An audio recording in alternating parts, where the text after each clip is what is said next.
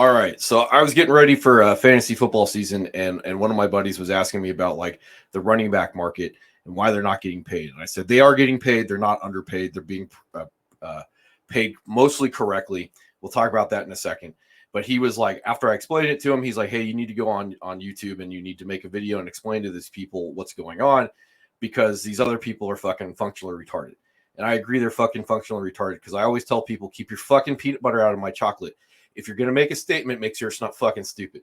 And in this case, people that are talking about like the collective bargaining agreement and the running back market and how these players are paid need to shut the fuck up because I give like no shits about a guy who's making hundreds of thousands or millions of dollars a year to go out and do whatever he wants to do with his body. I don't care if he's getting underpaid or overpaid because like relative to me, I ain't making any money. So like if these guys want to say like I don't want to go out and play football for money, that's their prerogative, and I'm not going to care. But in this case, I think it's important to understand what's actually going on and why stupid people need to keep their fucking mouth shut. So first of all, I'm going to keep my peanut butter out of your chocolate, and I'm going to avoid talking about unions for the most part, other than to say that if the players union was doing their job, this would already not be a problem because the union would have been proactive and solved it ahead of time because that's what they're there for. If they're being retroactive to a problem, then why do you have a players union to begin with? Because I've heard stupid things being said like the players union needs to treat running backs differently in the collective bargaining agreement. So I want to stop real quick and have everybody listen and think about this.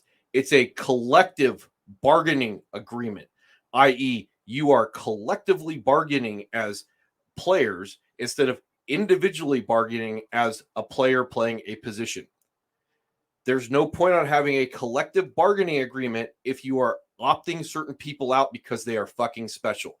That's fucking stupid, right? So that's first and foremost. Now, the second thing is the game has changed back from when the running back was one of the most important positions on the field to it losing positional value. It has not lost positional value. The way the position is being used moves the value away from the individual player being able to do a whole bunch of stuff pretty well to being able to do one or two things all right. So the first guy to look at is Amir Abdullah from the Raiders, who's been in the league like 10 fucking years. And the thing is, he just signed like a $2 million deal, $1.75 million deal to remain in Oakland because he does two things very well. He plays special teams and he pass blocks. He is not a particularly good running back for all the other things that we think about with being a running back. He just is able to show up, play special teams, and pass block. And they paid him about $2 million to do that at 30 years old. So keep that in mind when we talk about some of the other things going on. Second thing to understand is like when we look at another position that is grossly underpaid in my position is Mike Backer. Now they don't have Roshan Smith, the inside backer from the Ravens on here. Roshan was traded from the Bears to the Ravens. He re-signed. He's actually the top inside backer that's paid. But Roshan is mostly a will backer, so he's kind of detached from the box a lot. He can do a lot of like run things and a lot less I'm going to go punch you in the mouth things. Shaquille Leonard and Fred Warner are more complete Mike backers. They can get outside the box. They can go run. They're lengthy. They can fill. And they're getting paid about like $20 million. But if you look on your screen, you see the drop off after Deion Jones from the Browns is rather severe. So you get to like Mike Backer, number 5 in the league for the Green Bay Packers, and he's only getting paid about $10 million a year. So when we go and we look at like running backs, we would expect that if running back as a position is being underpaid, that like you would run out of guys rather quickly getting paid money. And we actually see that like we get to running back 6, Austin Eckler, who did kind of tweak his contract this year. He's getting paid closer to like $10 million this year. He's running back 6.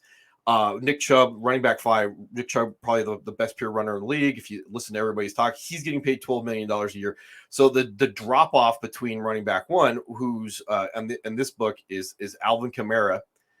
Overall value, we go average contract, Christian McCaffrey, $16 million. There's not a huge drop off between Mike backers and running backs because the running backs and Mike backers are very similar because like you can have a Mike backer who's very limited in his talent tree and is just a big plugger filler can only get from B gap to B gap, and you're not going to pay that guy, $20 million, as opposed to a Mike backer that can run the pipe with the tight end. That guy is going to get paid and then go plug and fill. That guy is going to get paid $20 million. So you see Christian McCaffrey at $16 million. And this is one of the interesting things about Christian McCaffrey at $16 million is when the trade was made to send him from Carolina to the 49ers, it looked like an overpay by the 49ers until you understand that Christian McCaffrey can play every single game for the rest of his career as a slot receiver, and he's kind of underpaid at $16 million. So this is an apples and oranges conversation. So the next guy up that we want to talk about, and I'm going to ignore Alvin Kamara for a whole bunch of reasons right now, but the next guy we want to talk about is Derrick Henry, and Derrick Henry's 29. He's a freak, and he's big and he's fast, and he can entirely changes the way that the game is played by both his team and the other team. And this guy only gets paid $12 million. And I will say that is a gross underpay, but there's a knock on Derrick Henry is he's never going to be a pass receiver anywhere near like Christian McCaffrey. So he's being paid pretty fairly for being very, very good or even great at a very limited part of the position of running back. Because when we look at running back, there's run inside, grind, run outside, destroy angles. Then we want to look at them being a pass blocker and then a receiver. And as a receiver, it's not just kicking, not volleyball spiking a ball into the ground, catching a flat route. We're looking at complex routes going deeper into the route tree, being used on the edges as a wide receiver in the slot, being able to run some type of option route against the linebacker on third down to pick up a 3rd and 7. That's what we're talking about when we're talking about the skill tree of a running back. And there's only a handful of guys that can grind inside the box on first down, hit those edges on second down, and then be flexed out someplace in on third down and beat a defensive back one-on-one. There's one guy in the league that can probably do that. That's Christian McCaffrey. Maybe Aaron Jones can do that some of the time. But once you get past two guys in the league that are getting paid, no one else can do those things at those positions. And if you hear that motorcycle, I apologize. So anyway, the next thing that we're going to talk about is there's 3 running backs that failed to quote unquote get paid this offseason. And the first thing we got to talk about is Saquon Barkley. First of all, Saquon Barkley's efficiency has dropped. That's partially more likely because he's been injured. As you see, 2019, 2020, 2021, he was all injured those years. That's a problem as much with him as the New York Giants, how they used him. The second thing to look at with Saquon is in 2022, the Giants were not a particularly good offense. They kind of threw him into the back of the offensive line 295 times. He wasn't overwhelmingly efficient. They're no longer using him on these more efficient routes down the field in the passing game. So they're basically just checking it down into the flats. Now, some of that could be because he's older and he's been injured. Some of that could be because the Giants just are not a very good offense. Either or, of the 5 years that Saquon's been in the league, he's been injured for 3 of those. Again, some of that might be the Giants' fault for putting him back on the field too early. And this guy turned down a $20 or $10 million franchise tag because no one knows what these guys were offered behind the scenes that they turned down. Saquon turned down the franchise tag for $10 million. He's failed to sign the franchise tag for $10 million guaranteed. Who knows what he turned down? Some of the rumors have said he's turned down $15 million a year. Like $30 million guaranteed. Who knows what he turned down? I don't give a shit because I'm not him. So he turned these down. He might be getting older. I'm not going to pay this guy Derrick Henry money when he's already run himself into the ground.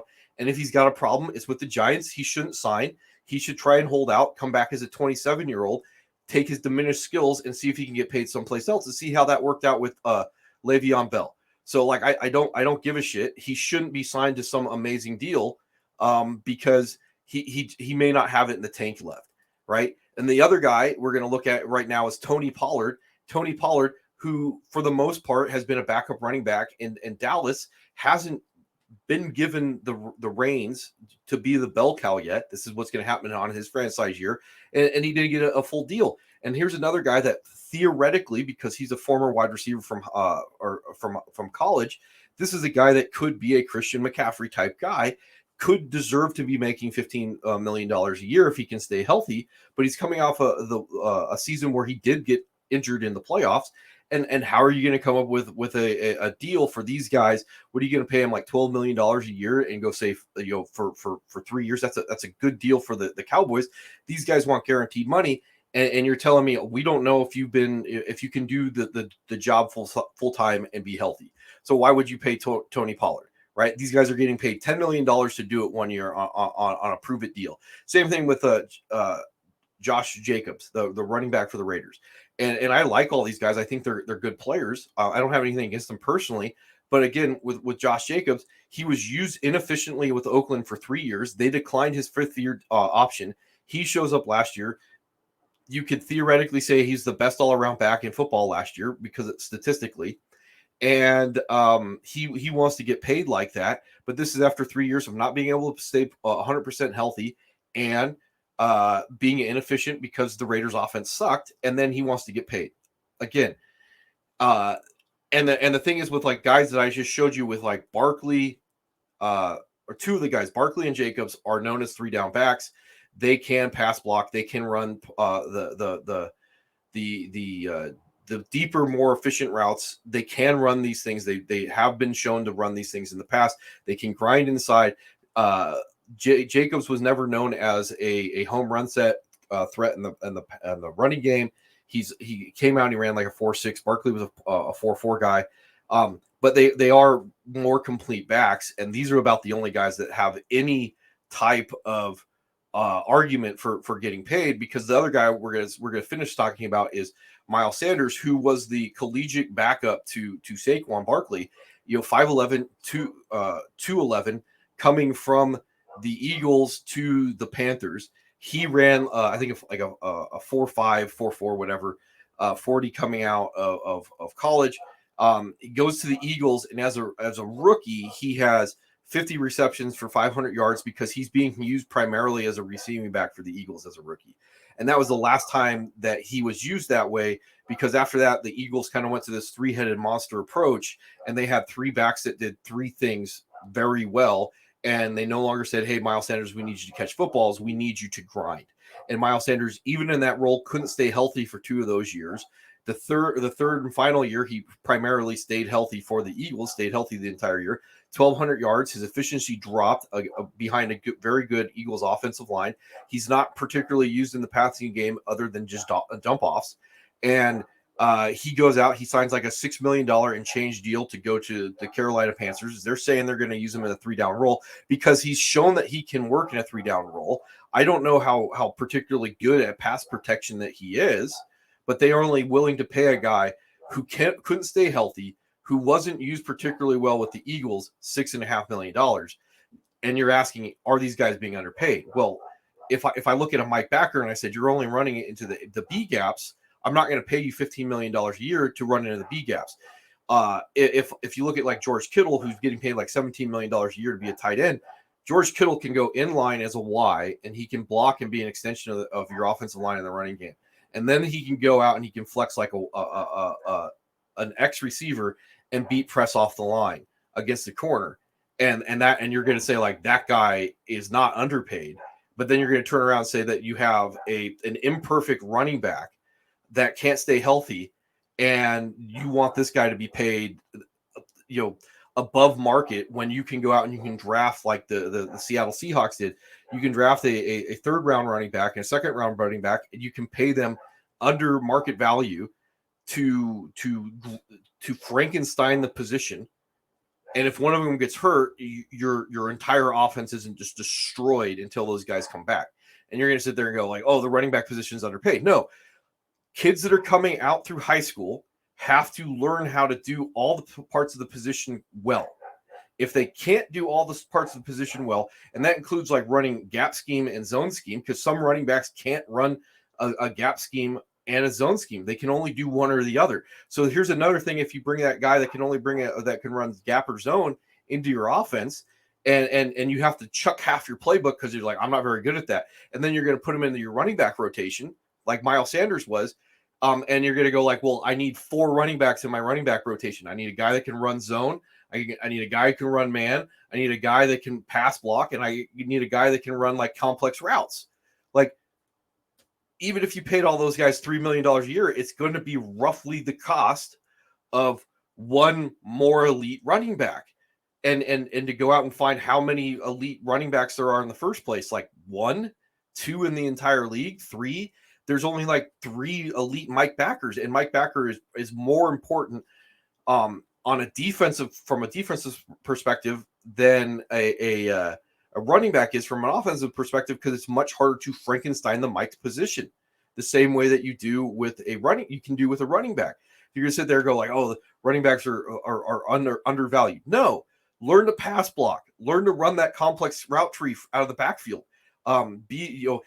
Unfortunately, look at James Robinson just signed with the Giants, and James Robinson coming off injury, he's like a 4.6 guy, and you're going to tell me that James Robinson deserves to be paid like $15 million, and James Robinson can pass block. James Robinson has shown that he can run deeper routes. He's just not very fast, and you're going to sit there and you're going to go like, well, he deserves to be paid $15 million a year. Get the fuck out of here. Like, think about what you're saying ahead of time. Like, is the running back position being disrespected? Yes. Well, then turn around and ask why these imperfect prospects are allowed to come in the NFL and not get fucking better. And these NFL teams are like, we're not going to try and turn a square peg into a round hole and make a guy who can't pass block. We're just going to put him on the field. And this is what's going on with the Seattle Seahawks. We're just going to put this guy on the field and say, do what you do well. And then the stuff that you can't do well, we're not even going to bother. We're just going to go out and draft a guy in the second round of the fucking draft and say he's going to do those things that he does well. You do the things that you do well. And then at the end of your fucking contract, we're going to pay you what you're fucking worth.